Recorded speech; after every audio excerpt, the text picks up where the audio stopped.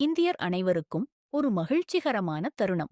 பல நூற்றாண்டுகளாக வெளிநாட்டில் பாதுகாக்கப்பட்டிருந்த சோழர் காலச் செப்பேடுகள் தற்போது மீண்டும் இந்தியாவிற்கு திரும்ப வருகின்றன. 11ஆம் நூற்றாண்டைச் சேர்ந்த இந்த அரிய செப்பேடுகளை இந்திய பிரதமர் நரேந்திர மோடி அவர்கள் நேரடியாக பெற்றுக்கொண்டது உலகம் முழுவதும் உள்ள இந்தியர்களுக்கு பெருமையை ஏற்படுத்தியுள்ளது. 21 பெரிய மற்றும் 3 சிறிய தகடுகளால் உருவாக்கப்பட்ட இந்த செப்பேடுகளில் பெரும்பாலான எழுத்துக்கள் தமிழில் பொறிக்கப்பட்டுள்ளன.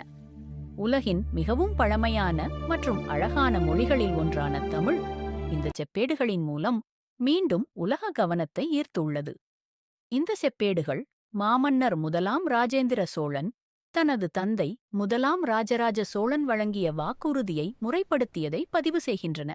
சோழர்கள் என்பது வெறும் ஒரு பேரரசின் பெயர் அல்ல, கடல்களை கடந்த கடற்படை சக்தி, உலகத்தை வியக்க வைத்த நிர்வாகத்திறன், கலை, கலாச்சாரம் மற்றும் தமிழரின் வீரத்தின் அடையாளம். நெதர்லாந்து பிரதமருடன் நடைபெற்ற நிகழ்வில் இந்த வரலாற்றுச் செப்பேடுகள் இந்தியாவிடம் ஒப்படைக்கப்பட்ட தருணம் உண்மையிலேயே வரலாற்றில் இடம் பிடிக்கும் நிகழ்வாக மாறியுள்ளது. இந்த அரிய பொக்கிஷங்களை பல ஆண்டுகளாக பாதுகாத்து வந்த நெதர்லாந்து அரசுக்கும் லெய்டன் பல்கலைக்கழகத்திற்கும் இந்திய மக்கள் மனமார்ந்த நன்றியை தெரிவித்து வருகின்றனர்.